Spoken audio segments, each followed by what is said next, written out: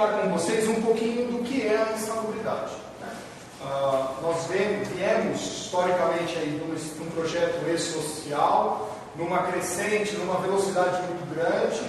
Num determinado momento essa velocidade se perdeu, o e-social sofreu uma inversão, né? Ainda há muitas incógnitas do que ele vai virar. Mas uma das coisas que nos preocupa bastante e que o e-social nos cobra é exatamente a questão da insalubridade e periculosidade. Então, nosso objetivo é tentar compartilhar com vocês um pouquinho do que esses termos, esses adicionais ou esses entendimentos, né? Porque assim, toda hora nós vamos falar, olha, precisa avaliar o risco porque pode caber insalubridade, pode caber um dano. Então, assim, por mais que exista uma inexistência do e-social, você fala, como fica essa história, né?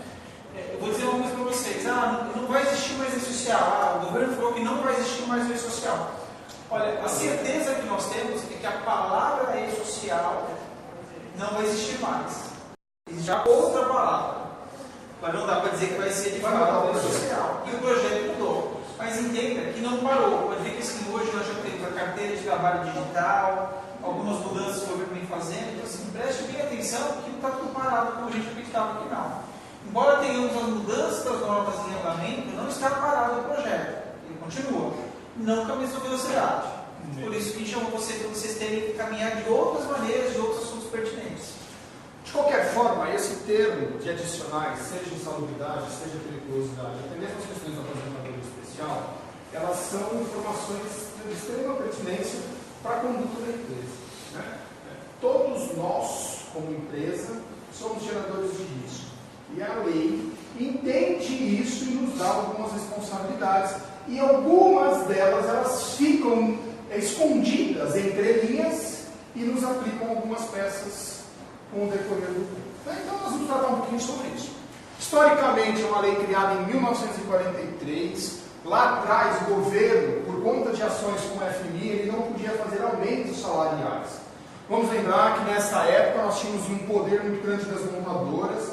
A empresa que sustentava o país era a indústria de base e o governo precisava, né, trazer dinheiro. Então faz um acordo com a FMI, porém ele congela os salários e para que a gente possa valorizar o funcionário de uma forma diferente, criaram as regras da insalubridade.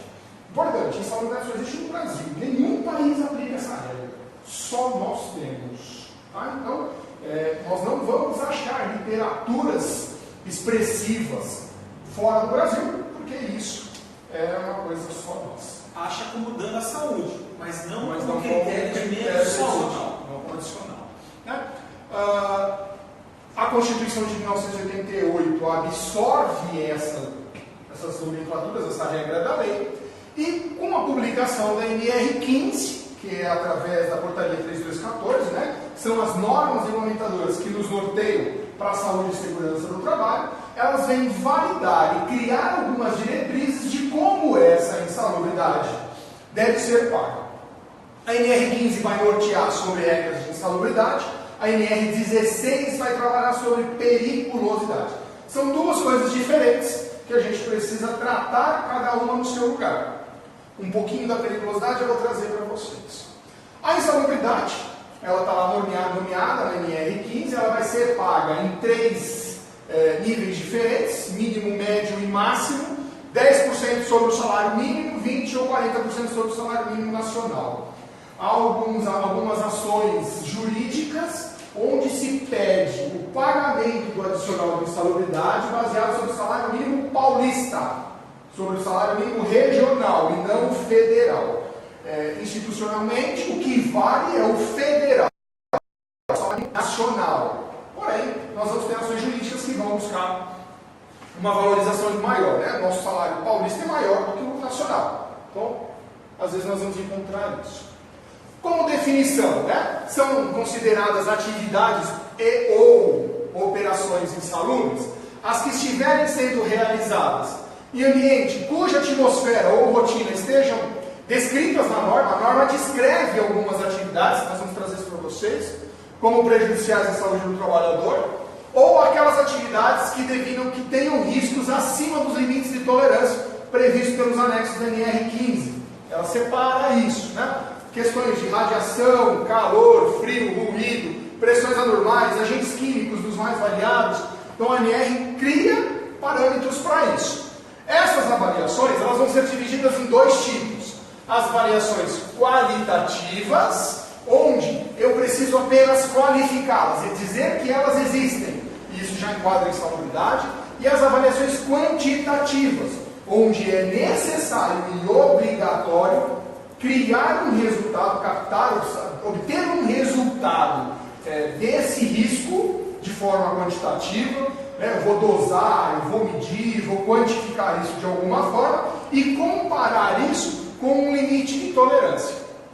Esse enquadramento, ele precisa ser comprovado através de laudo técnico. Temos aqui uma primeira pegadinha que nós empresários caímos.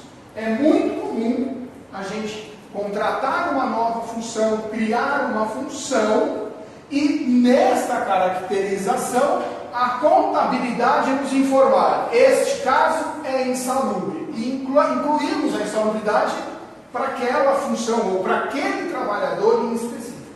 Isso já é um golpe contra a gente, porque uma vez que você paga a insalubridade de forma por antecedência, sem que seja qualificado por um laudo oficial ou arbitrário, de forma arbitrária, você dá o benefício para aquele trabalhador que vai ser de direito de outros de mesmo grupo, de mesma função, e que você não consegue tirar essa insalubridade porque passou a ser benefício.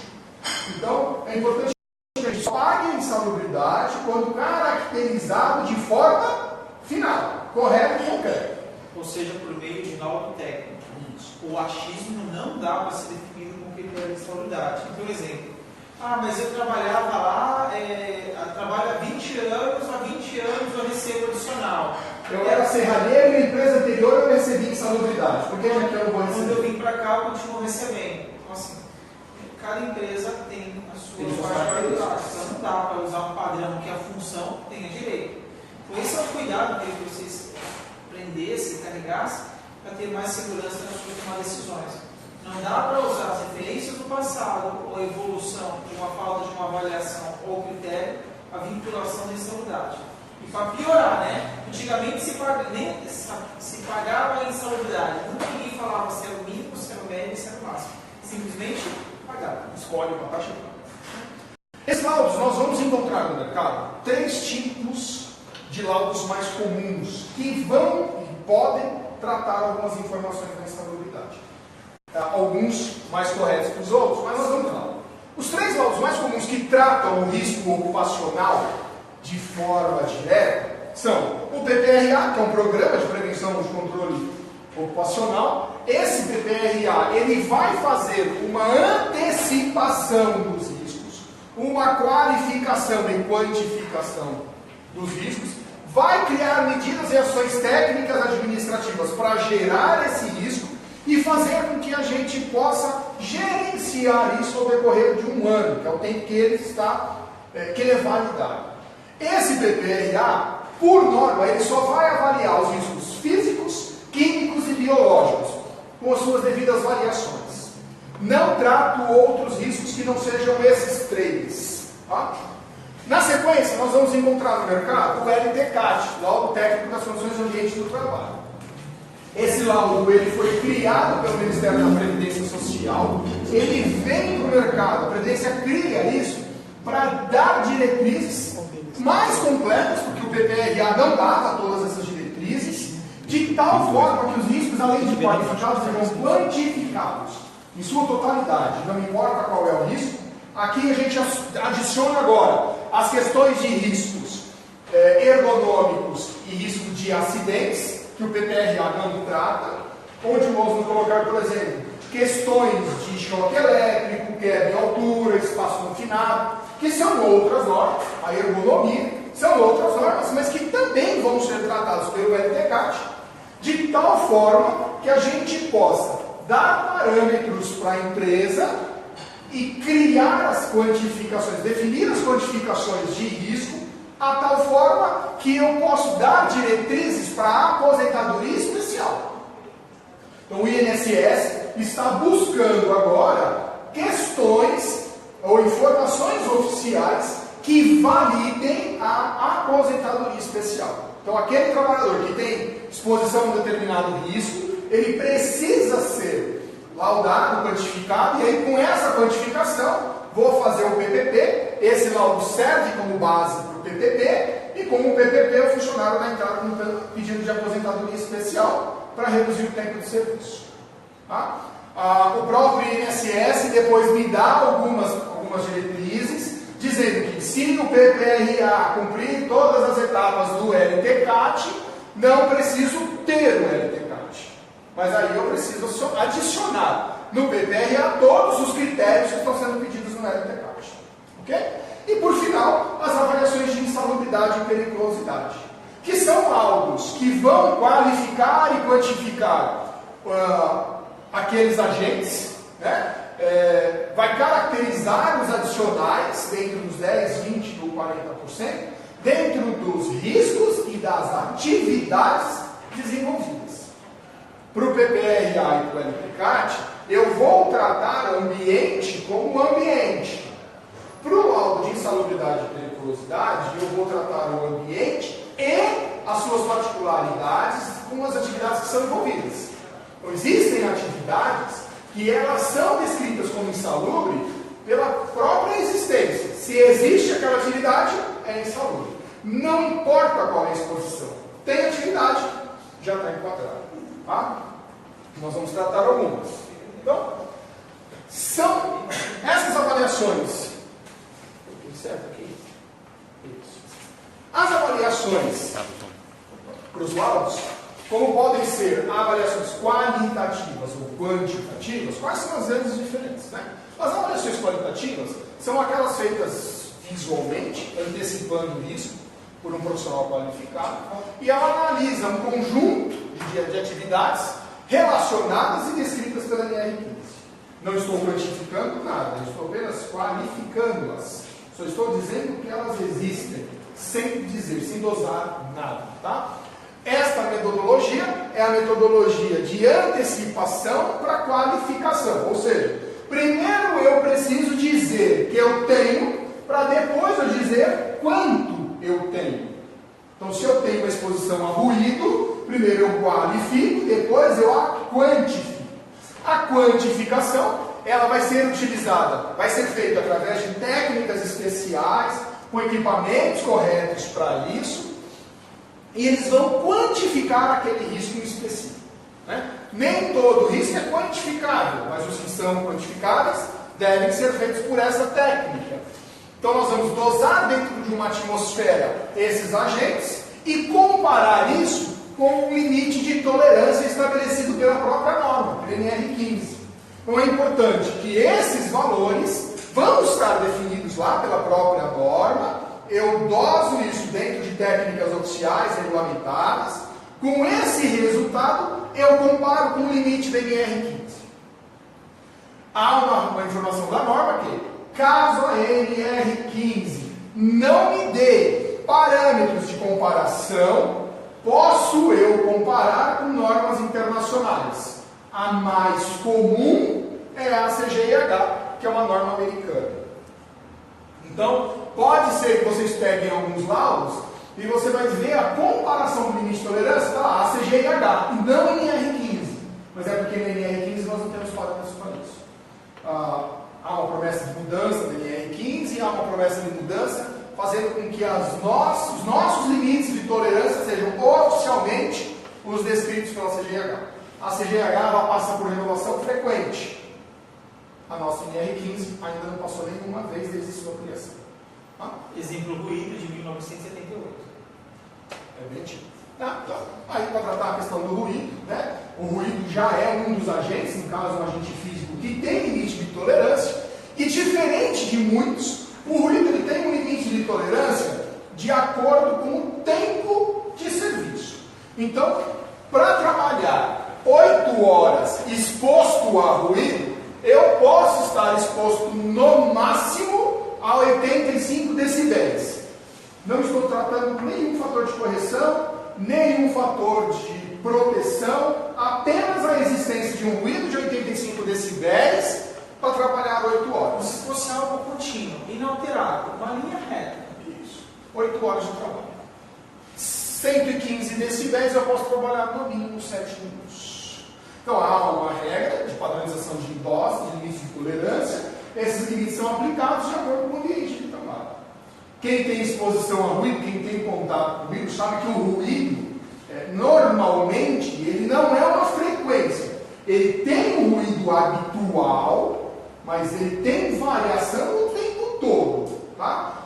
Por conta dessa variação, a gente precisa tratar a variação de ruído com técnicas especiais e não simplesmente uma mensuração pontual daquele ambiente. Tá?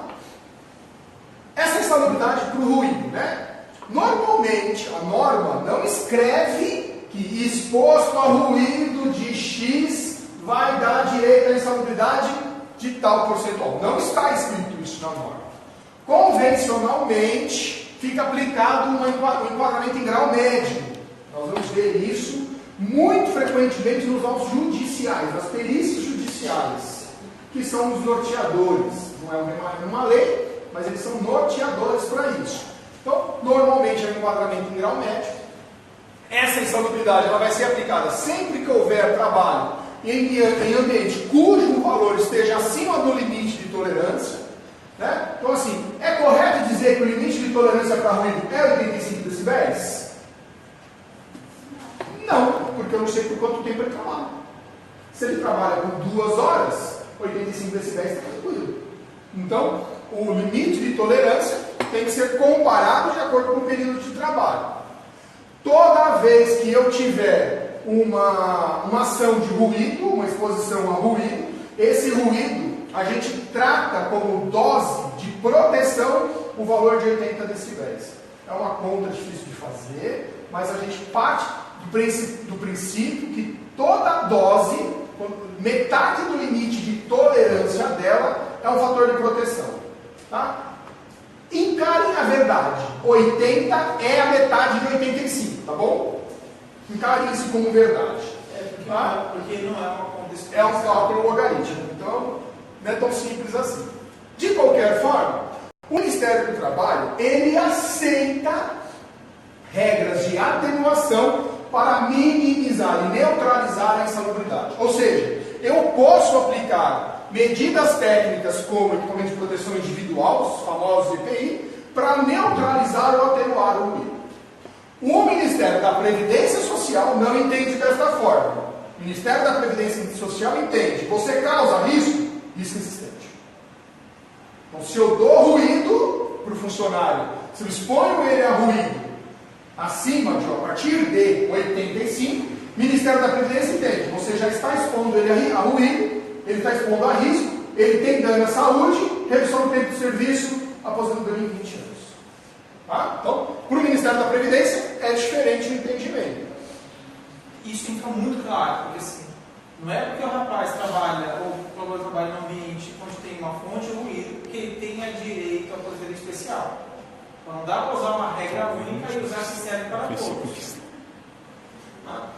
Para avaliação de ruído, como que a gente faz a avaliação de ruído? Eu disse para vocês que a gente pode simplesmente ir lá, avaliar, quantificar e está resolvido. Mas para isso existem técnicas certas para isso. Então, o ruído eu posso fazer através de uma medição pontual, um analisador de ruído, onde eu vou lá, do lado da orelha do funcionário, meço, vejo quanto deu e aponto aquilo como uma verdade.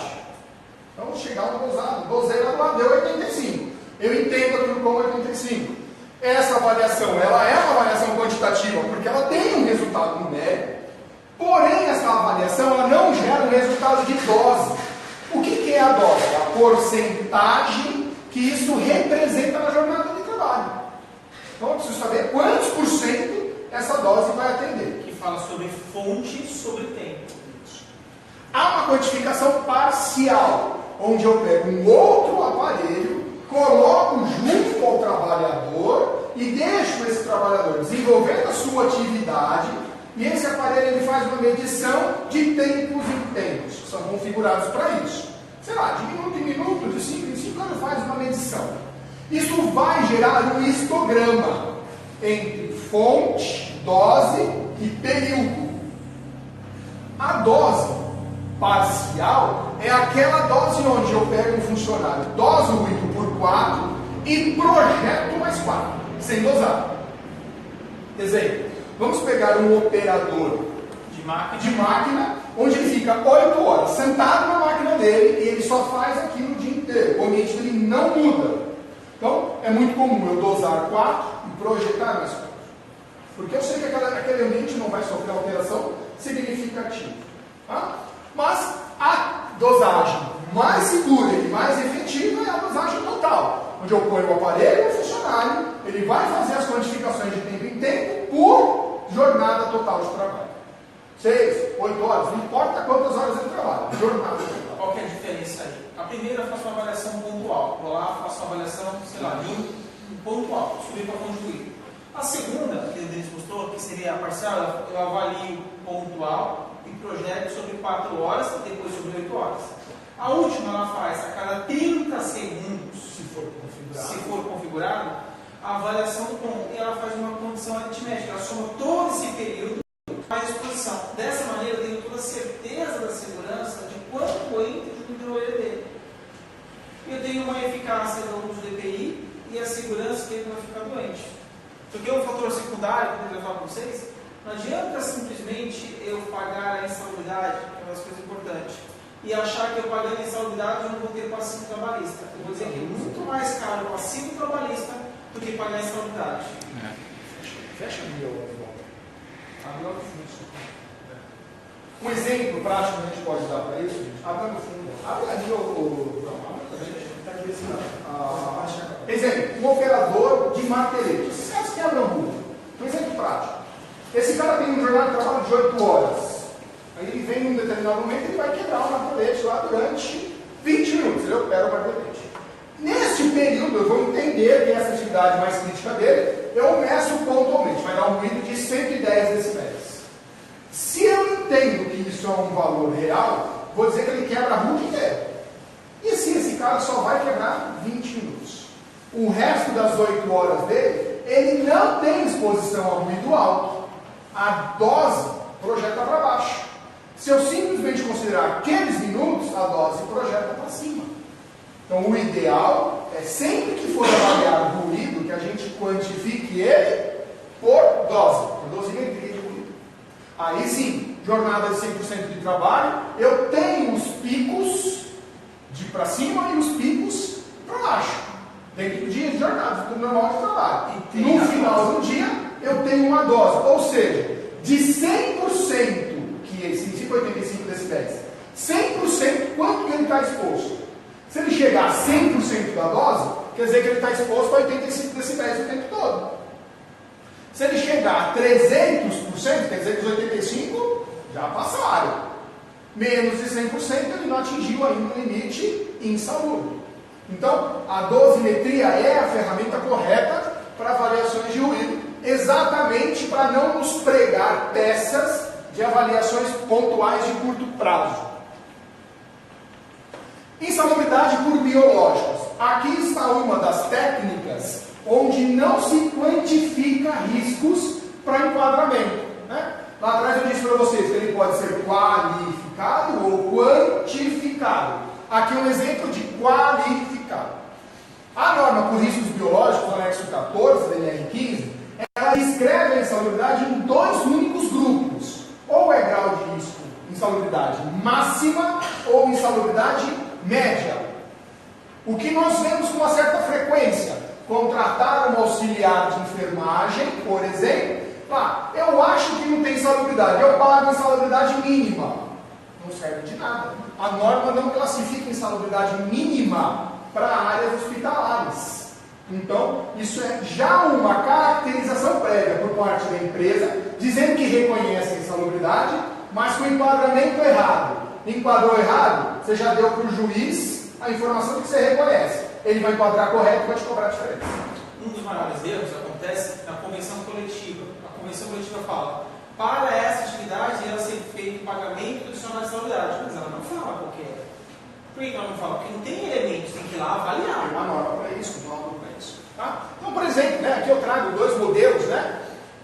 Contato com grau de risco médio, contato permanente. A norma diz, né? Você deve ser pago salubridade, grau médio de 20% para aqueles trabalhadores que estiverem em contato permanente com, exemplo, animais ou material infecto-contagiante, como hospitais, ambulatórios e laboratórios. Tem que ter contato com essas partes. Vai dar grau de risco médio. Contato com grau de risco máximo. Contato permanente com pacientes em isolamento. Contato com carne, glândulas, dejeções, esgoto, lixo urbano. Gente, tomem cuidado com a questão lixo urbano. O que é lixo urbano? Esse é um problema sério. Lixo de banheiro? E o copinho descartável que eu jogo ali é lixo urbano? Ou eu tenho lixo industrial, que é sobra de material de produção, ou eu tenho lixo de consumo humano. Se o copinho passou pelo uso humano, ele é lixo urbano. Você usou, o humano usou e descartou. Enquadra como lixo urbano. Menos, mas o copinho é descartável. Não, o copinho é de material reciclável. Mas ele não é lixo reciclável. Ele é material reciclável. Se ele vai ser reciclado, depende de outras condições. Então, tomem cuidado com isso, porque o lixo urbano é uma grande forma de enquadramento de agentes biológicos. Grau de risco e salubridade máxima. É o que mais é bastante comum com pessoal, operação de limpeza. Para complementar, percentual sobre qual salário? Sobre o salário mínimo nacional. Tá? Não importa a quantificações, gente. Aqui eu não estou preocupado se eu tenho contato com um saquinho de lixo, 2 saquinhos de lixo, não importa com quantos pacientes eu tenho contato. Tenho, virou habitual, está enquadrado. Não tem limite de tolerância. Ok? Há algumas súmulas, existem algumas súmulas, algumas jurisprudências, principalmente para a parte de limpeza de banheiros, algumas enquadrando, outras desenquadrando, mas aí é uma briga jurídica, tá? Não é briga técnica. Temos que enquadrar isso direito. Insalubridade por químicos. Nós vamos ter uma grande quantidade de agentes químicos, né? Esses agentes eles devem ser quantificados, o risco e comparar com o limite de tolerância. Está lá no anexo 11 e 12 do anexo da NR15.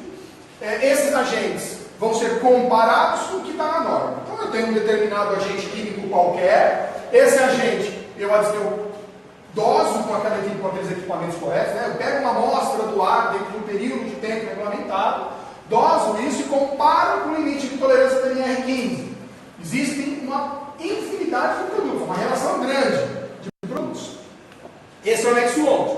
O anexo 12 me dá parâmetros para contato com poeiras minerais provenientes de pedra. Tá? Cimento, quebrar parede, essas coisas todas vão enquadrar como poeiras minerais. E o anexo 13 da NR15 é uma pegadinha que a gente tem que tomar cuidado. Porque fica enquadrado a insalubridade, fica enquadrado adicional sobre relação de atividade à operação, cujo potencial insalubre é caracterizado pela inspeção realizada no ambiente de trabalho. É uma avaliação qualitativa. Então não importa a quanto estou exposto, importa se estou.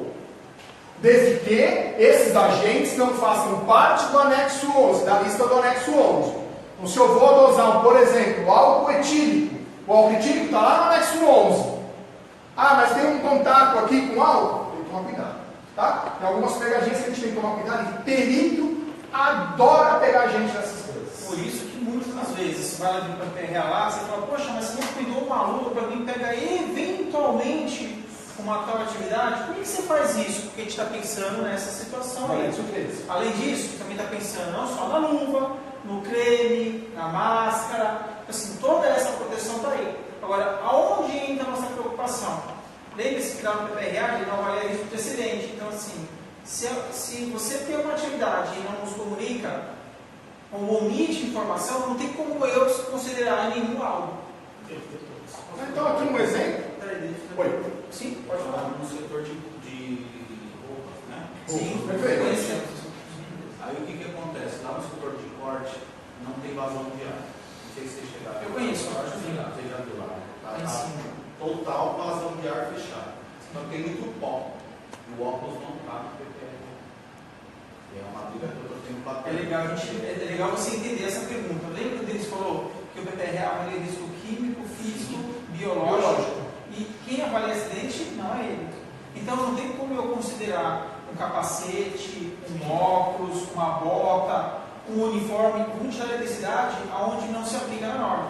Agora, se mudar, que é uma das ideias, que é o PGR, que ele só tem uma pincelada, que ele vai falar mais sobre isso, aí nós temos que implementar. E aí, o Denis vai falar mais sobre isso também, tem algumas ações que devem ser implementadas. Então, assim, eu pego as condições de risco químico, físico e biológico, e tem uma tal de ordem de serviço que lá avalia o risco de acidente, que lá sim estipula quais são os equipamentos que serão aplicados para acidentes. E a ideia da gente chamar vocês, todas as empresas aqui, porque a grande maioria das empresas a gente já posicionou, né, tanto o pessoal da Multivisual, da Eixo, da GED, com relação às quantificações de alguns agentes. Então a ideia é dar essa noção para vocês, para que vocês também levem para lá e entenda a importância disso. Essa é a ideia. Porque depois vem, mas você nunca me disse sobre isso. Sim. A gente tem que tomar um cuidado muito grande, gente, para não trabalhar nas periferias do problema.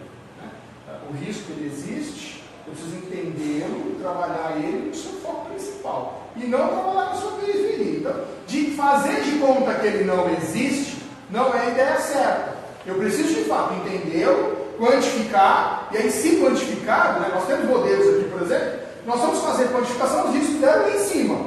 Opa, o que eu faço agora? Corrija o setor. Né? Nós temos um cliente, para vocês terem uma ideia, que nós dosamos a quantidade de solvente orgânico na atmosfera. Era uma cabine de pintura. Nós dosamos. Os resultados foram 103% acima do limite de tolerância. Nós passamos a ter uma atmosfera explosiva e não insalubre. Então, ao invés de receber insalubridade, ele receber perigosidade. De tão alta era a concentração de solvente naquela sala. Nunca ninguém quis medir. Não precisa. A pintura incomodava, porque ficava sujando as coisas. Então botaram o cara numa salinha, fecharam a salinha, porque agora a tinta sai dali. É um espaço confinado. Quase um espaço confinado.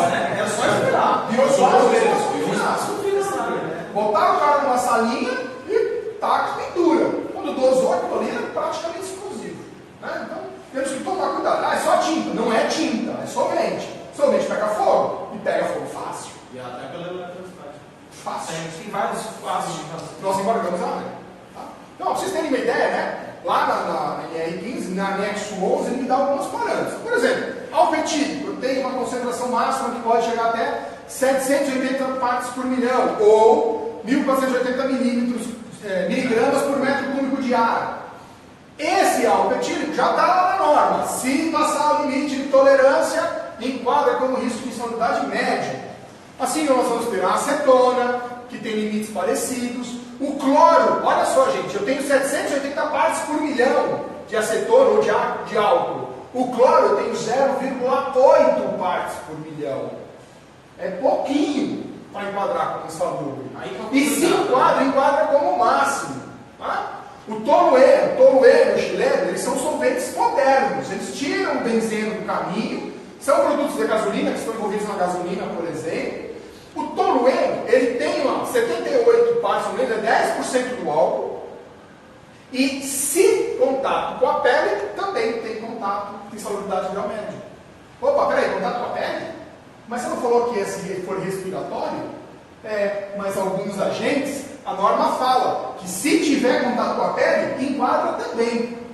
Então você que tem, por exemplo, adesivagens, produtos com thinner, água-ras, gasolina, esses produtos, eles são ricos em tolueno. E o tolueno, ele normalmente tem contato com a pele. Tome cuidado, só pode enquadrar em insalubridade grau médio. Sem considerar que ele está falando do anexo 11. Esse é o anexo 11. Se eu falar do anexo 13, eu vou falar agora. Qualificação, eu já enquadro do mesmo jeito. Isso. Aproveitando o anexo 13, né? Então, ó, o anexo 13 ele vai trazer algumas definições, então ele vai descrever detalhadamente informações sobre carvão, chumbo, cloro, fósforo, mercúrio, benzeno, silicatos, hidrocarbonetos. Eu vou usar o hidrocarbonetos como modelo, que ele é bem comum e a gente pega um monte de período enquadrando vocês nesse livro. Tá? Hidrocarbonetos e outros compostos de carbono. Hidrocarboneto, por definição química, é um grupo químico formado por carbono e hidrogênio em cadeias fechadas, principalmente. Esses hidrocarbonetos em cadeia fechada, se houver contato com hidrocarbonetos em atividades como destilação de petróleo, você trabalha onde tem destilação de petróleo? Insalubre. Eu vou dar uma afirmação sobre isso. Eu trabalhei na Petrobras, né? Então, na parada shutdown, que é a cada 15 dias, né? Você fica fora do tempo. Quando é shutdown, que é 1 ou 2 vezes por ano, que a marinha minha borda relata todas as trocas. Você trabalhava embarcado, plataforma. É, na alta mar. Perfeito. Então, aí o que acontecia? Para a gente não chegava nessa habilidade. Não, porque tem fatores de atenuação. Entendeu? Por mais que seja terceirizado, eu mexia com a parte de tubulação de gás. Mas ali você fazia, você destilava? Não, aí é destilava. só. Então, mas aí o que é só extração. O flare fecha da plataforma. Sim, você vai fazer a manutenção. Só que tem espaço confinado, a parte de gás, tem tudo. Não, mas a norma é desse jeito que aparece, ó. Destilação de petróleo. Isso é um comentário interessante, a gente falar que, inclusive, falar sobre entendimento de trabalho, que não ia dar tempo, a gente ia se estender demais. A norma separa a mensalidade, define sobre função, cargo, tarefa, para falar em especial sobre isso. Nesse momento, você consegue entender como que eu qualifico ou desqualifico pelo trabalho. Esquece a avaliação quantitativa. Porque Alguns momentos aqui no anexo 13, esquece quantificar. O que vale é qualificado. Né? Ou um outro modelo, aqui ó, por exemplo, ó, pintura a pistola com esmaltes, tintas, vernizes e solventes contendo hidrocarbonetos aromáticos. Todos os solventes estão ali, tá bom? Água rasa, tira, querosene, tudo isso aqui, ó. Eles fazem parte dos hidrocarbonetos aromáticos. Então, se tiver atividade com pintura a pistola, grau de risco máximo. Em comparação, ela também define, no item abaixo, grau de risco médio. Exemplo, se tiver atividade com limpeza de peças ou motores com óleo diesel aplicado sob pressão. O que é pressão? É uma pistola de ar comprimido ou jato de diesel. Tá? Pintura a pincel com esmaltes, tintas, vernizes em solventes contendo hidrocarbonetos aromáticos. Alguém aqui já fez alguma pinturazinha com pincel na empresa? Tem em casa. Ainda bem que em casa ninguém paga essa mulher. Ainda bem, né? Olha, Tá? não importa. Assim, ó, importante, gente. Pintura com hidrocarboneto aromático, provavelmente neste produto faz parte da composição o tolueno e o xileno, lá nos hidrocarbonetos. Ah, Denis, mas eu vou dosar tolueno e xileno e deu abaixo do limite de tolerância. Posso dizer que não é insalubre? Pelo anexo 11 não é, porque a quantificação é baixa. No entanto, pelo anexo 13 é, porque ele descreve pela atividade, não pela quantidade. aí que entra um conflito, onde você chegar. Eu vou lá, avalio o tolueno, deu abaixo. Então, significa que abaixo eu não preciso usar EPI, correto? Então, se a gente for por esse caminho, a gente acabou de ter insalubridade pelo anexo 13. Entenderam a confusão? Outro item que vocês são pegos: emprego de produtos contendo hidrocarboneto aromático, como solventes, ou em limpeza de peça. Qual é a empresa que não tem o setorzinho de manutenção, que limpa uma pecinha para tirar graxa? Com solvente, com água rasa, com tiner, diesel. Né? O diesel não precisa ser projetado. Quando tiver graxa, cara, tirar graxa com água e sabão não dá. Não, e outra, não usa uma máscara, não usa uma roupa. Acabou. Está enquadrada a insalubridade pelo emprego do uso das peças. Então tomem cuidado, porque existindo a atividade escrita, está enquadrada a insalubridade em grau médio, 20%. Tá? A gente vai ter essa modelagem com vários outros produtos no anexo 13. Tá? Mas o importante é, tomem cuidado, porque principalmente os hidrocarbonetos, eles são de fácil apuração. Toda empresa tem, gente. Até em casa a gente tem isso. Tá? Então, ó, além desses contatos, a gente começa então a pensar em formas de como eu me protejo. Como é que eu crio mecanismos para isso? O primeiro mecanismo de proteção que fica previamente estabelecido e é fácil a gente implantar são os EPIs, equipamentos de proteção individual. Eles são equipamentos responsáveis pela proteção contra lesão ao corpo do trabalhador ou prevenção contra danos à saúde causados pelos riscos ao qual ele está exposto. Esses EPIs eles vão ser divididos em duas grandes classes. Os EPIs de proteção contra uma lesão, que são EPIs que nos protegem contra doses agudas, exposições curtas. Tá? Nisso nós vamos trazer os capacetes, botas, óculos de proteção, máscaras, viseiras. É uma proteção, de certa forma, mecânica. E a prevenção à saúde do trabalhador, onde eu estou prevenindo a exposição crônica. Não vejo resultado agora, vejo resultado lá na frente. Anos de exposição. Então nós vamos ter protetor auricular, máscaras respiratórias, creme para as mãos. Né? São EPIs que vão nos proteger por longo tempo, porque a exposição é por longo tempo. Então, eu tenho o rapaz da portaria lá, ele está na manobra do caminhão do pátio. Eu sou obrigado a usar um protetor solar. Então, protetor solar é uma briga, mas sim, tem que dar. Se você tem tem só o sim. mas assim, entenda, protetor solar não é um EPI. Não tem CA. Ele não tem CA. Mas você tem que dar. Agora eu vou te falar sobre qual que, o que a gente mais faz, o que as empresas mais fazem hoje. Entre da protetor solar, dão roupa com proteção real e EPI. Também o mais acontece. Também não sei. É difícil, né? É o calor. Você trabalhou na Petrobras, dá um exemplo. Macarrão anti-chama, você não entra com roupa, com punho e curva. Tem que estar completamente protegido. Entendeu? Tá? Então, ó, esses EPIs, eles são atenuadores do adicional, desde comprovada sua eficácia. Como é que comprova a eficácia do EPI? Só para você. Aí está um grande problema. O CA descreve para qual risco ele é usado, para que serve aquele EPI, mas ele não define eficácia. Eu posso pegar um protetor auricular que atenua 9 decibéis, posso colocar no funcionário com exposição a 100 decibéis? Ele só atenua 9. Lá no CA está dizendo que ele é para atenuação de ruído. Esse é um cuidado que a maioria das pessoas não tem. Acha que o protetor é individual. Então, o controle da comprovação da eficácia, ela se faz com uma sequência de informações.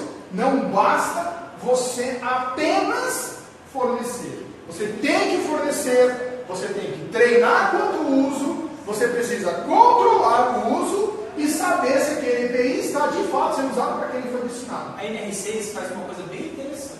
Ela fala que você tem a obrigação de entregar, controlar, treinar e fazer a gestão. Ele não fala dessa maneira, mas ele fala, tem que fazer a gestão.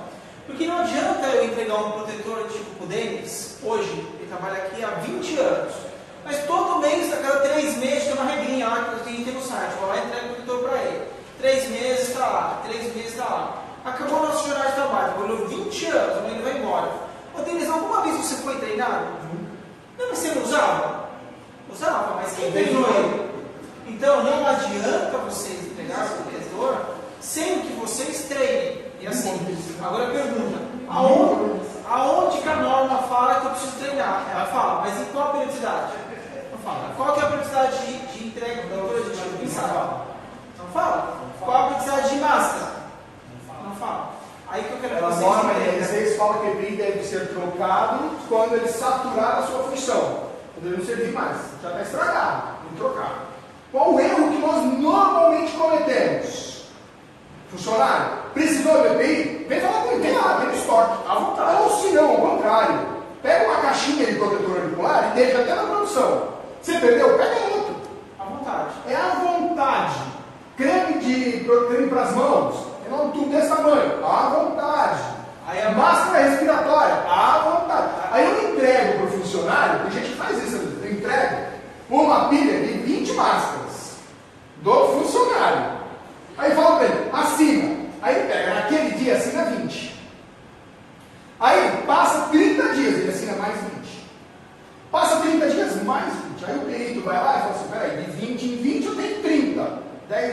insalubridade para cada cliente. Ele enquadra dessa forma. Tá? Pô, mas tem que dar uma por dia. Se ele gastar uma por dia, Aquela com válvula, uma por dia? então, Depende do ambiente. por isso que se aplica o PPR, Código de Proteção Depende Respiratória. do ambiente. Não tem regra de quanto tempo dura o EPI. Nós padronizamos algumas coisas. Por exemplo, isso é uma orientação que a gente dá geral. Protetor auricular tipo plug, de 3 em 3 meses tem que trocar. Quem tem que gerenciar isso? A nossa falha é que nós fazemos uma gestão passiva. Eu espero o funcionário cobrar e ele entrega. A gente tem que entender isso. Nós estamos fazendo uma gestão ativa. De 3 em 3 meses, entrega um novo. Quer fazer uma entrega em lote? Cara, de 3 em 3 meses vai para todo mundo. Ou espera, de 3 em 3 meses eu tenho grupos. Ou todo mês você avalia as fichas. Ou seja, não adianta entregar sem ter controle, sem ter a cobrança do uso e sem ter treinamento. Então, uma das coisas que nós orientamos, em especial lá no seu trabalho, é o treinamento anual, no máximo, para entrega de EPI. No máximo. Então, todo ano tem que ir lá e assinar, ou ter de fato ter um treinamento, onde teve treinamento, ele conhece como que usa e quando usa e tem a ciência das provas do equipamento. Dessa maneira a gente consegue se proteger. Agora, se eu der o equipamento para ele e daqui a 3 anos eu pergunto se ele recebeu, ele pode até dizer que recebia porque ele assinou. Mas se ele sabia usar para falar, não sabia. Inúmeras vezes, não daria nem para mensurar quantas vezes eu tive isso no dia a dia, no processo de avaliação de perícia, ou até mesmo na fábrica. Você pergunta, você está usando? Você sabe usar? Eu vejo uma pintada protetora, acho que é brinco. É maravilhoso. Isso quando a gente não vê o funcionário com um abafador de ruído Com o alquimista e o alquimista dentro. Aí é sem comentar, melhor não comentar, né? Sem perguntar. É trabalhoso, mas eu faço todos os meses. Eu tenho eu fiz uma planilha, ali tem o nome, o setor do funcionário, o IPI que ele precisa usar. Todos os meses eu chamo individualmente. Um por um. Nós temos uma. Não tem outra forma. Coloco lá a mão mesmo, nada digital. Tudo bem. A quantidade ele assina e uma vez por ano eu me programo sempre em janeiro. Faço o treinamento do EPI, tem dúvida, como usa, como não usa. Legal, mais para frente É dessa forma que a gente consegue se proteger das ações futuras. Tá? Na grande maioria das vezes, o funcionário sabe que tem que usar, como usar e quais são as regras. O problema é que nós precisamos criar, infelizmente, mecanismos de proteção contra eles. É chato. É chato. Concordo. Trabalhoso. A gente teve um caso aqui, eu não sei se a gente estava com Sim. vocês, Chegou a comentar, eu lembro. que teve um funcionário que pediu insalubridade, aí veio o perito, tudo aqui. E aí ele falou na minha cara que eu não dava os EPIs para ele. E aí eu peguei na pasta, mostrei o perito, tá lá assinado, ele olhou e falou assim, então, mas esse EPI que a empresa fornecia, eu não gostava, eu trazia o meu na minha casa. É o problema dele. Mas eles fazem isso. É. Aí eu já vi perito enquadrar, como empresa, já vi perito não enquadrar. Mas deu tudo certo, assim, a gente mostrou tudo, comprovou tudo, mas é sua assinatura. Você teve E quando me falam que eu assinei? Ele falou. Não fui eu que assinei. Mas aqui não foi o A gente já assinei. pediu várias vezes Não fui eu que assinei. grafia, porque eles falam que não receberam e que foram copiadas as assinaturas. Mas você vê, assim, você vê que o traçado é perfeito dele. Esse é um problema quando eu Mas foi aplico o descartável, EPI em né? A note. gente conseguiu. Porque senão não- Isso. Quer ver uma coisa? A Patrícia já viu isso com a gente. O funcionário, quando ele recebe a instrução de contrato, ele faz uma assinatura. Quando ele vai assinar o EPI, ele faz um distinto. Aí ele faz isso aí. Mas eu, no Por isso que exige o nome prontuário, completo. no prontuário do funcionário, eu tenho no prontuário o nome legível e a assinatura. Eu exijo que você assine um documento assim ou esse daqui. Então, tem duas opções. A grande sugestão, escreve o nome. Ele escreve É a o melhor nome. maneira. Não E tem se como fazer usar igual. um visto, qual que é o visto que você utiliza? Então, ele tem duas opções de assinatura. Mas o nome é perfeito, é As inquestionável. normas, eu falo só rubrica, depois não, no final. Rubrica, que você entendeu, Sim. e no final vai vir o seu nome com 2 testemunhas. Sigilo e com Isso daí é um grande problema, mas a gente tem que cuidar, tá? Tem que fazer. Então, gente, preciso treinar, preciso controlar e preciso fornecer o EPI correto a qual ele se destina. Tá? Não pode ser uma coisa de forma aleatória. Né? E aqui, ó, uma imagenzinha para a gente tentar montar esse problema da insalubridade. Então, a insalubridade ela vai ser formada com um conjunto de relacionamentos entre a atividade a qual o funcionário exerce, a função a qual ele está exercendo, a exposição, a dose a qual ele está exposto, tá? Para fazer com que de fato ele tenha a insalubridade. Então, quando eu junto os 4 fatores, eu chego numa insalubridade. Agora, Denis, toda vez que eu tiver isso, vou ter a insalubridade? Sempre. Gente, EPI vai me trabalhar na dose, por exemplo. Eu tenho ruído de 85, mas a dose a qual ele está exposto não é 85, porque está atenuado. Agora, então eu quero a insalubridade. Agora tem algumas coisas interessantes também. Vamos supor, nós dois somos pintores, ok? Aí você fala, pintor tem o quê? Fácil, né? Não. Pintor tem dose, tem exposição, a função, só que tem uma coisa, eu estou registrado como pintor, mas eu só levo a lata de tinta para ele. Mas não tem atividade. Não tenho atividade. Eu não tenho atividade. Então esse é um cuidado que vocês têm que ter, e muito grande, porque é um dos erros mais comuns que nós temos. Não. Eletricidade, por exemplo, a gente costuma ver bastante, nós vamos entrar na periculosidade, né? Mas a eletricidade é comum você pegar um eletricista de manutenção, ele enquadra por conta da atividade, da função, e eu tenho um auxiliar mecânico, ou um mecânico de manutenção. Esse mecânico de manutenção, às vezes é um severino, ele faz tudo, inclusive manutenções elétricas.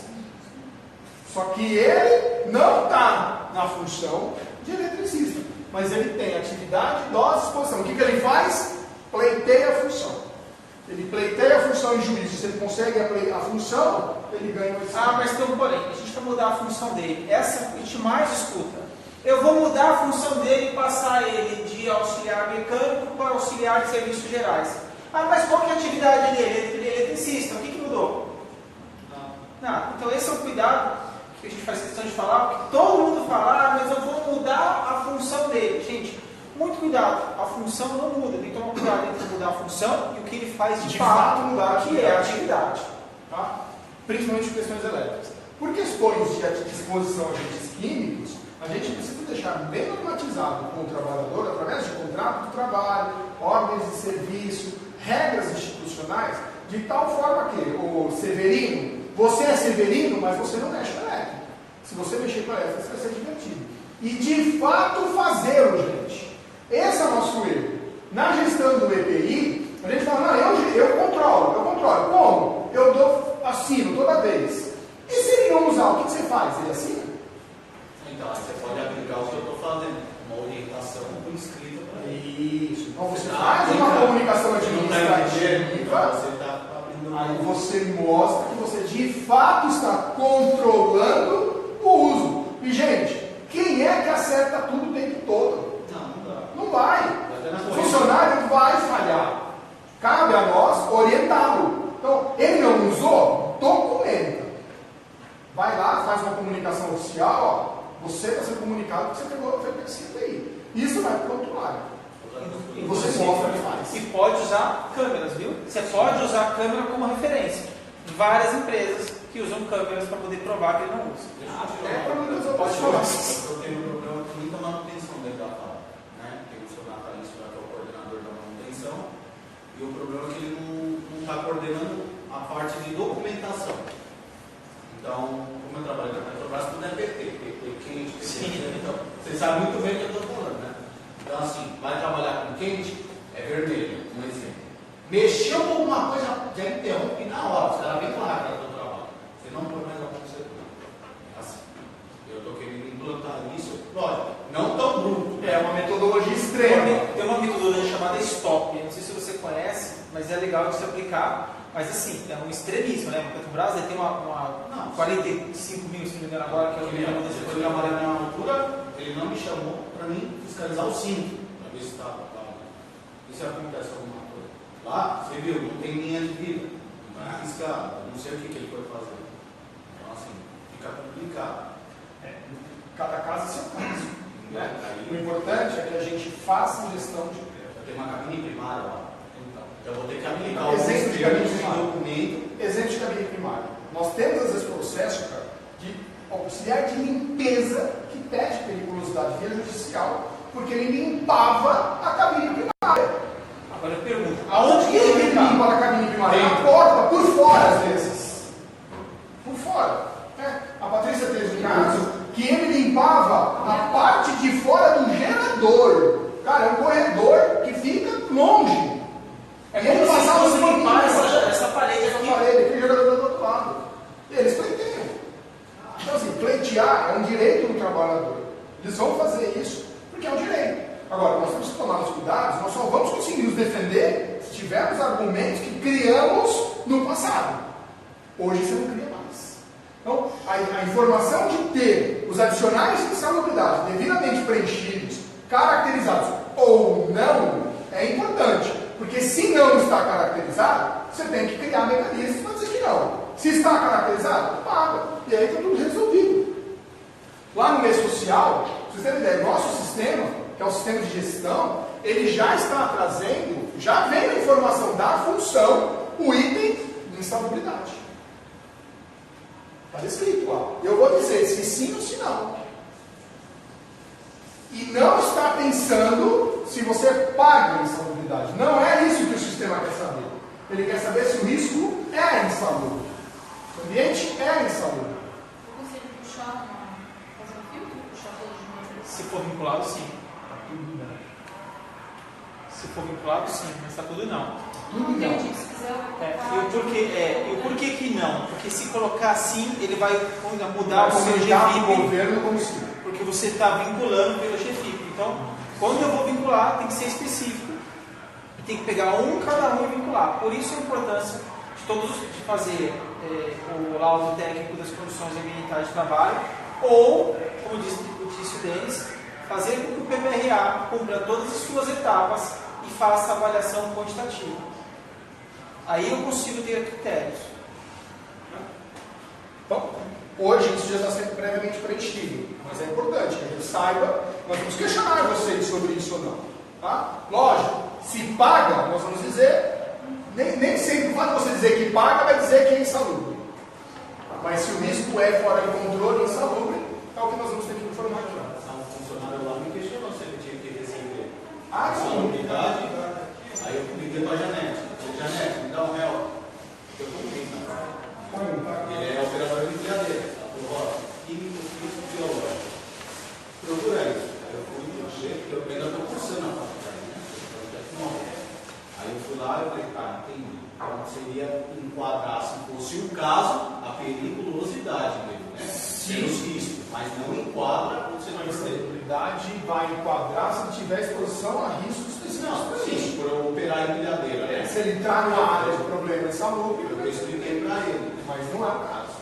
Mas é várias coisas que vêm para cima da gente assim. Mas ó, entenda, mesmo nós que visitamos as fábricas de vocês, hoje com menos frequência, mas estou lá fazendo acompanhamento, alguém fala, olha, isso aqui é insalubre? Eu falo, cara, não sei. Quantas vezes alguém já me viu na fábrica, você já me viu lá várias vezes, olha, eu queria saber se desse ambiente. Essa informação não é dada. Não sei. Toda vez que me pergunta, e é uma das orientações que eu dou para vocês, por mais que vocês saibam, não sei, vou consultar alguém. Tomar decisão é diferente, mas se posicionar na frente deles, eu nunca recomendo que fizesse. Então, assim, eu apontei aqui agora algumas falhas mais comuns que são cometidas. Né? Então, por exemplo, pagar a insalubridade sem a avaliação prévia, sem ter o laudo, é muito comum. Posso fazer? Não devo. Pagar a insalubridade e não fornecer EPI. Clássica. Se eu já pago a insalubridade, para que fornecer EPI? Essa é uma ideia legal. Preciso? Eu já pago a insalubridade, já pago pela perda da saúde. Preciso entregar O que EPI? vocês acham disso? Por que eu não posso? O que você acha? Por quê? Mas se eu dou... Lembre-se que insalubridade está relacionado ao prejuízo na saúde. Então você praticamente está pagando pelo prejuízo previamente pré-definido. Se essa pessoa de fato ficar doente, ele te processa por dano. E ele tem o nexo causal. Para a gente voltar a entender algumas outras coisas interessantes. Você pega, exemplo, Se eu tenho uma exposição a ruído, eu faço uma dosimetria de ruído. E qual é o que nós fazemos? Para o funcionário, audiometria. Para quê? Para ter certeza que a eficácia do produtor auditivo é eficiente e não causa dano para ele. A gente chama de avaliação secundária. Né? Por que a gente faz isso? A avaliação primária é tudo isso que eu estou falando para vocês. É avaliar no ambiente qual é o risco que eu causo. Se eu tenho uma avaliação primária dizendo que eu posso causar, eu avalio secundariamente para avaliar o dano, não o risco. Então, se eu exponho a ruído, eu doso o ruído, eu vejo que esse ruído está causando dano ao meu trabalhador? Não sei, como é que eu faço? Faço audiometria, de tempo em tempo, eu monitoro a saúde. Então, secundariamente, eu correlaciono a perda auditiva ao ambiente ruidoso. Se me aparece uma audiometria com alteração, posso correlacionar com o ambiente e ver qual é o problema que o ambiente está criando. Qual é a diferença da audiometria?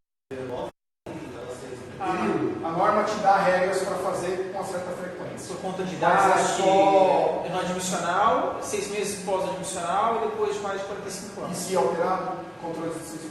Ou se muda de função. Então, nós temos aqui vários modelos, né? Nós temos gente, posto de gasolina, por exemplo, ele apresenta um hemograma com alteração de plaquetas. As plaquetas são derrubadas por conta de contato com solventes. Ele tem contato com solvente, posto de gasolina?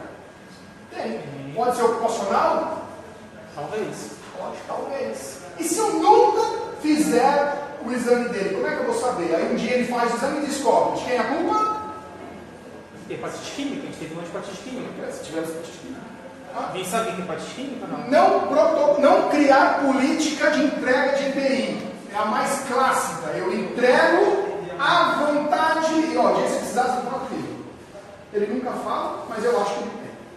Né? A gente não consegue cuidar, gente, nem dos filhos que estão por perto. Se tem tudo para eles. Imagina um grupo de gente, tudo adulto, marmanjo, né? Não vai controlar. Então tem que ser de forma ativa. Agir passivamente na gestão e controle do fornecimento do uso de EPI. É passivo. Eu te entrego se você me pede. Se você me pede, vou entender que você tem. Eu estou fazendo a troca agora. Tem que fazer ativamente. Nós temos casos de ficar 2 anos com o ambiente de trabalho, já ficou 2 anos com o produtor aditivo, com o mesmo. Aí foi lá pegar o computador dele novinho. Você acha que ele usava aquele lá que ele tinha 2 anos? Nunca, né? Eu montei um start no setor, onde eu passo toda hora fiscalizando. E quando eu entrego semanalmente, toda segunda-feira, eu falo, cadê a troca? Eu te dou um novo, são 2 máscaras de protetor, você me devolve 2 máscaras de protetor. É isso aí. Essa é a melhor maneira. A troca é a melhor. Adquirir EPI essencial ou vencidos. Golpe do mercado. Às vezes você acha promoções em loja de EPI. Protetor auricular de 80 centavos por 20. Ó, vou comprar um monte. Aí você vai lá, CA vencido.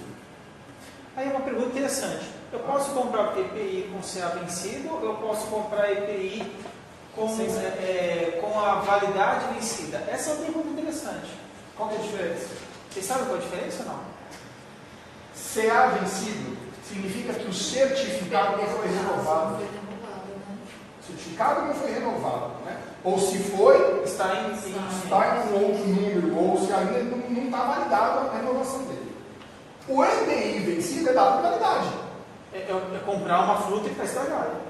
É data de validade. Ele foi, todo produto tem um período de uso. Saiu desse período de uso, está fora. Então, ou seja, não dá para comprar um equipamento, uma bota, onde a validade dela, esse tipo de bota que é mais fácil, onde a validade dela está chegando ao fim. Então, assim, vou comprar tem uma promoção de bota, vai durar mais 6 meses, então como? Porque ela vai começar a esfarelar, vocês vão jogar isso fora. Tá? Processos jurídicos. Então, aqui é a finalização dos nossos problemas. Né? É a nossa tortura, onde nós vamos receber, através de uma notificação judicial um processo, pleiteando um adicional de insalubridade por algum motivo, tá? E nesse processo fica definida uma perícia. O juiz nomeia um engenheiro, um perito, esse perito vai até a empresa de vocês e ele vai avaliar aquele ambiente e vai dizer se é ou se não é insalubre. Entrega a EPI, já tem uma chance, porque se é, prejudicial à saúde, mas tem proteção, não é insalubre. Tá? Forneço um EPI e nunca mais forneci, então por aquele período eu não tenho estabilidade, depois eu tenho. Ou, de repente, ele vê coisas que nunca foi visto e enquadra aquilo por questões aleatórias, muito longe da nossa vã filosofia. Tá? Eles podem fazer isso. As vistorias no ambiente de trabalho, algumas vezes elas buscam falhas preventivas que nós deixamos. Né? Então, em vez de eu tomar o cuidado no total, eu falho em alguma coisa. Por exemplo, eu forneço uma luva para o funcionário que tem contato com solvente, não me forneço um creme de proteção para as mãos. E por aquele determinado momento, a luva não vai fazer a proteção devida que deveria para aquele produto. Ou entrega o protetor auricular que não atenua o suficiente ao ruído que ele encontrou. Ou pior, eu vou dar um protetor aditivo para quem não tem exposição ao ruído? Caracteriza isso. Pagamento retroativo, isso vai gerar um pagamento retroativo. Quando a gente define, né, vou pagar 10%. Aí lá entra com o juiz, ele define que a insalubridade é 40%, você vai pagar a diferença com toda a carga tributária em cima. O importante para a gente é gerar um histórico negativo processual. Né? Então, para nós, quanto menos processos vocês tiverem, melhor o nosso resultado. É um ranking que a gente dosa.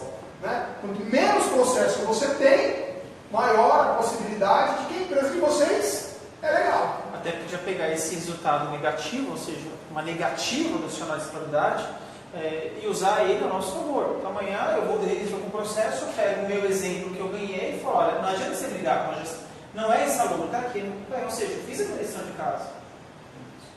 É lógico que muitas vezes o funcionário entra no processo sem saber que deve. Né? Sem ter direito nenhum, mas ele entra. E a gente deve pode fazer uma dúvida que eu tinha, porque... Essa é de qual empresa, desculpa? Da TCA. Da TCA, desculpa, que eu não lembro de todos, tá? É a primeira vez que eu converso. Fica à vontade. A primeira vez que eu venho aqui. Tá bom.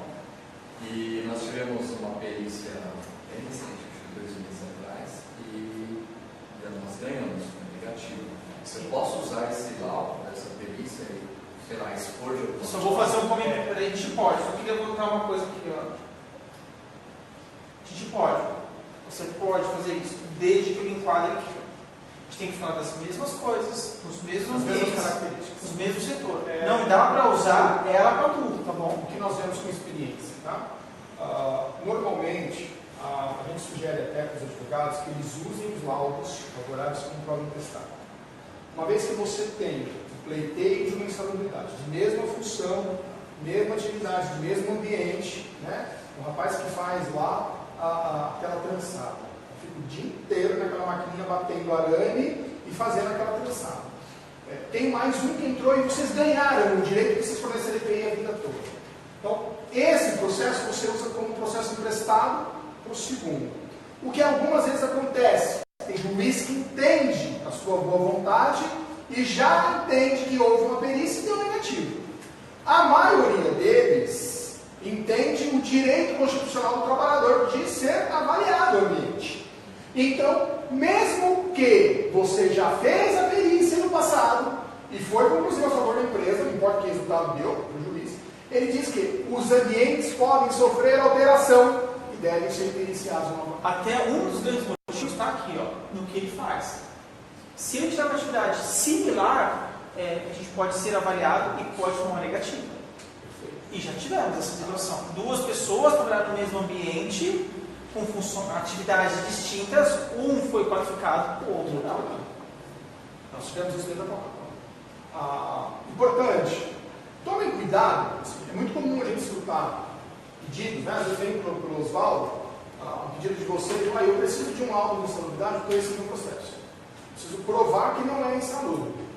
Não funciona. Não funciona. Tá? Apresentar um laudo de insalubridade pontual ao processo não serve de proteção para vocês. O que serve de proteção para vocês, gente? O histórico positivo. Então, ou seja, gestão. Eu faço, por exemplo, eu tenho um determinado setor que tem fumaça de sol. Eu doso de ano em ano, de 6 em 6 meses, essa fumaça de sol. Eu forneço EPI para esse funcionário todo dia. Eu treino de semana em semana. Eu faço um DDS de segurança. Forneço treinamento. Troco os EPIs. doso a quantidade da fumaça de tempo em tempo, gera o laudo de insalubridade de ano em ano, dizendo que aquilo não é insalubre. Opa, quando eu recebo um processo, você pega aquele bando de papel e fala, ô juiz, ó, estou monitorando, Agora deixa eu fazer estou uma fazendo o meu papel. Deixa eu fazer Agora, uma vem o processo, você vai, vou fazer um laudo, e bota um laudo no processo, o juiz fala, isso aí é uma sessão defensiva. Eu vou fazer uma adenda, tem um exemplo daqui. A gente tem uma das empresas que está aqui, ele tem uma atividade que ele faz um corte em arco submerso, não entendo. Dentro da água, ele vai lá e você faz o corte dentro da água. Só que para ele, imagina que ele fosse um quadrado, e onde está o Oswaldo, ele passa para cá, tem uma cortina de luz, que se ele passar, desliga a máquina. E o ponto está aqui, ó, então o Oswaldo está lá, eu estou aqui. Nós perdemos o adicional de salubridade com o entendimento do perito, absurdamente tendencioso, de se tinha fonte de exposição dos metálicos. Ou seja, tem fumaça de ferro. Nós não conseguimos mudar isso. Mas é submerso. Embaixo d'água. Então assim, ó, por que eu vou fazer? Por que eu estou dando esse? Ele está aqui de prova, sabe quando eu estou falando? É assim, absurdamente inaceitável. É uma das minhas melhores experiências, ruins, tá? Mas é compartilhado. Tanto que o jurídico fantástico, eu conheço todos eles. A equipe é muito boa, mas depende de um fator decisório que não compete a gente, que é o entendimento do juiz junto à ação tendenciosa do perito. Então, o que eu vou comentar com vocês? Por que eu trouxe esse assunto ao falar sobre processos jurídicos? Não adianta simplesmente entregar EPI. Tem todo um processo onde nós implementamos para que eu possa, numa condição como essa, provar a boa-fé nossa, como falo em nome da empresa de vocês, que nós cumprimos a nossa legislação e que não cabe o que está pedindo. Porque mesmo assim, por mais que se cumpra, ainda dependemos de uma condição de entendimento jurídico e do perito de uma condição que não cabe. Ninguém tem a alçada ou o direito de neutralizar a perícia. Então, vocês que têm funcionário, quando o funcionário sai da empresa e processa, está cada vez mais comum. O advogado põe nos autos, já pedindo a perícia. E o juiz tem que dar, porque é um direito. Né? Então o juiz pede a perícia. Agora, gente, depois que houve o processo, pediu a perícia, a gente está dependendo do entendimento do perito. Estamos pensando de 5 anos para trás, tá? E ele vai olhar hoje e vai dizer o que aconteceu por 5 anos atrás. Do período de contrato dele até 5 anos para trás. Então, o que nós temos que fazer é cuidar o dia a dia. Na hora que tiver o processo, podemos defender. Tá? Basicamente. E aí, a grande falta de blindagem. Né? A blindagem, que a gente chama de blindagem, é exatamente correlacionar corretamente contrato de trabalho, função, atividade, o ambiente, as ordens de serviço, treinamento, fazer uma correlação blindada, linkando um ao outro, de forma que a gente faça com que o trabalhador, de vez e fato, execute suas atividades de forma salubre, de forma saudável. É garantir, através de várias ferramentas, técnicas, administrativas, jurídicas, a forma com que o ambiente fique saudável. E de fato exigir isso. Como exigir isso? Pisou fora da linha, briga com ele. Né? Lá na Petrobras não tem fora da linha. Não pode ter. Ainda na hora para você. Não pode ter. Então é isso que a gente tenta trazer para a empresa de vocês. É buscar essa blindagem, um entendimento complexo da situação. Inteiro. Ver de cima tudo o que está acontecendo. E gerir um a um. Gerir muitos funcionários não é fácil. Mas nós precisamos gerir todos eles como se fosse um só. De forma individual. E aí o que é a parte mais importante, pode passar mais uma, tá bom? É saber que vocês têm com quem contar. É muito difícil vocês que trabalharem em outra empresa não ter alguém de suporte. Que essa é uma política que nós temos. Então nós se cobramos de uma maneira maior para que eu possa dar o máximo de suporte e de conhecimento para vocês sobre a matéria. E de todas as matérias de segurança para vocês. Então, a ideia nossa hoje, primeiro, agradecer não só a você, mas o Denis também ter falado sobre o tema, é deixar vocês muito à vontade, onde vocês possam confiar na gente, ter informações e saber, nós temos soluções de proteger vocês, mas depende que vocês façam a lição de casa. Se vocês não cumprirem, eu sinto muito, Nossos olhos não alcançam.